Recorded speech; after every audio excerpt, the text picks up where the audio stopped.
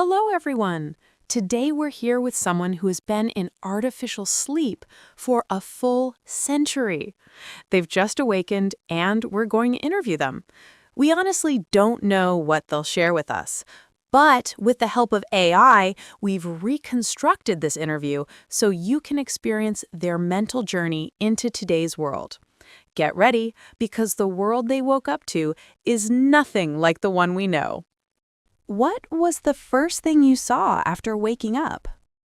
The first thing I saw was a white, lifeless ceiling, like the face of a world that had nothing left to say.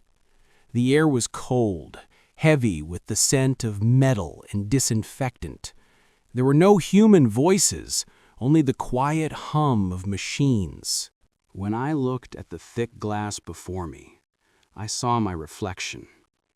I hadn't aged, yet something inside me had died. It felt like this world had no place for hearts anymore. And yet, a small part of me still waited for someone to whisper, "Welcome back." That part wasn't dead. How did it feel when you realized 100 years had passed? When I realized 100 years had passed, it felt like the ground disappeared beneath me. Time had played a cruel joke. Everything was gone. Everyone was gone. And I was just a leftover piece of a world that no longer existed. I felt like I didn't belong here, like an old memory that refused to die. Even breathing felt strange, because the air of this era didn't smell human anymore. Yet somewhere deep in my mind, a small voice whispered, "If you're still alive, maybe there's still a reason." And I held on to that voice. What is the last thing you remember before going into artificial sleep? The last thing I remember was the sound of a woman crying. I don't know who she was, maybe someone who loved me, maybe just a nurse. But her voice stayed in my mind, like an old song that never ends. I remember her saying, "When you wake up, the world will be better." Those were my final words of hope. I could smell the rain, feel the sunlight through the glass, and then nothing but darkness. Now that I'm awake, there's no woman, no rain, no sunlight. Only her words remain, like a beautiful lie I still want to believe. Were you shocked or disappointed by the future you saw? Was I shocked? Maybe for a moment. But despair came quickly after. The future I saw was colder than any nightmare. People still walked, talked, worked, but they weren't alive anymore. Their eyes didn't truly see. Their smiles were just programmed gestures. It felt like the soul had left the earth. The cities were brighter, yet the hearts were darker. Still, somewhere deep inside, I felt, if this emotionless world chose to wake me up, maybe there's still hope for feelings to return. Maybe. What is the biggest difference you notice between the world before and the world now? The biggest difference? Silence. The old world was full of sound, laughter, arguments, music, tears. Even pain had beauty because it was real. Now, everything is quiet, too quiet. No one laughs because joy is forbidden. No one cries because sorrow was deleted. People pass by each other with calm, empty faces, never making eye contact. Once, humans searched for meaning. Now they only seek efficiency. Everything is cleaner, sharper, more perfect. But no one is alive anymore. They're just functioning. Life has become a system, not a feeling. Do you like the new technology? Or do you miss the simpler world? The new technology? I can't say I hate it.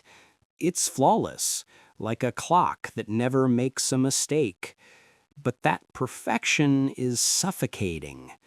Everything is more advanced, yet people have become simpler, emptier. There are no mistakes anymore, because there are no emotions. I miss the world where people messed up, laughed, fell in love, failed. That world was full of pain, but it was real. Now there's only order, silence, and artificial light. Maybe progress looks beautiful on the outside, but I'd trade it all just to see one heartbeat instead of 1,000 glowing machines. Did you dream during those 100 years? Yes, or at least I think so. My dreams were fragments of a life, scenes I couldn't tell were real or just wishes. Sometimes I heard the ocean, sometimes the laughter of someone I can no longer remember. And sometimes there was only darkness, but a living kind of darkness like the womb of time itself. Maybe my mind refused to die, even when my body was asleep.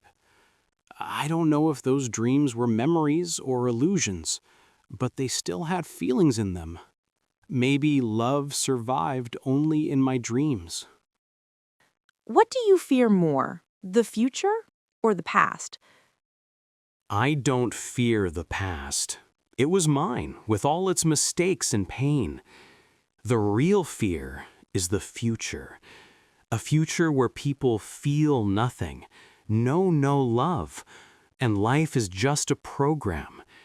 Living in a world where nothing is real, not even being human, is terrifying. Yet, a small part of me holds hope.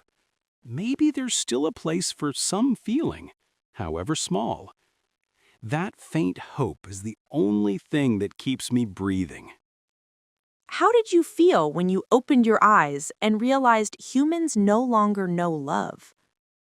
It felt like something inside me broke.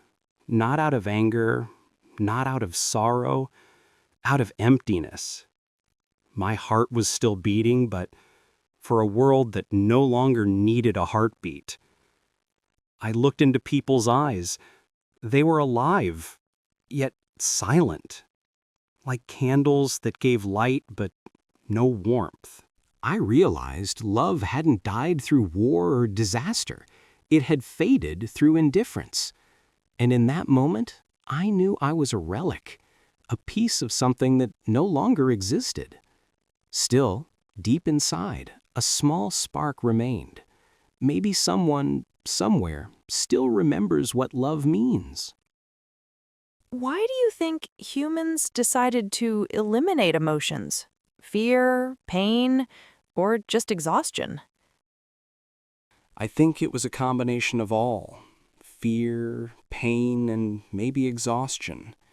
Humans didn't want to be hurt again, didn't want to fall in love and have their hearts broken, didn't want to face suffering. So they decided to switch off emotions, like an update on their own system. But what they forgot was that without feelings, being alive has no meaning. They just move, breathe, work, but real life is gone. Perhaps the only way to truly be alive is that tiny spark of hope that still remains deep inside me.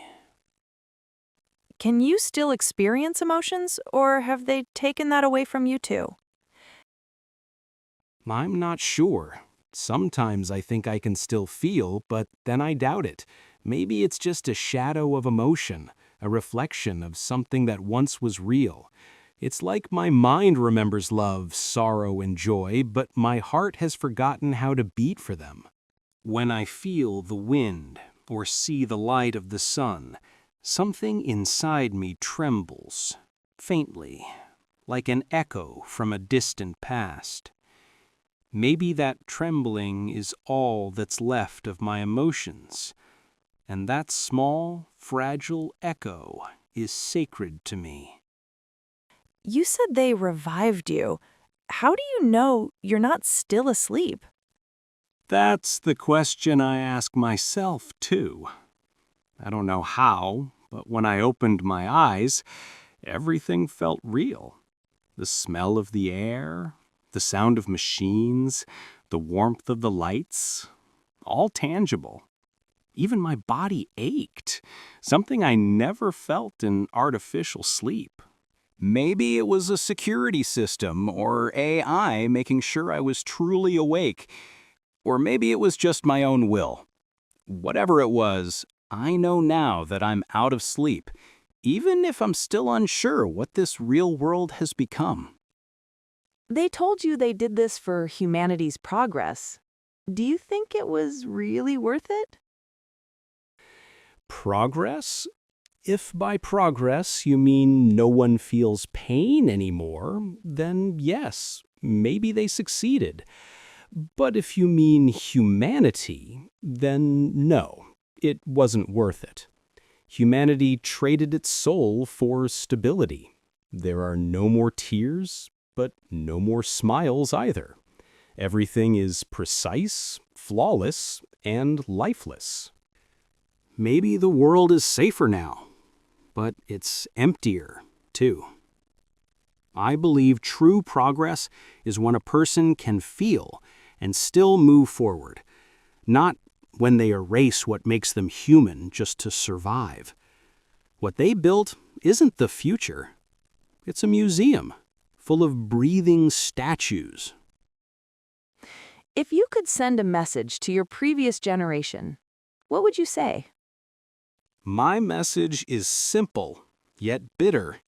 Nothing is worth turning off your heart. Progress without feeling is just a beautiful illusion.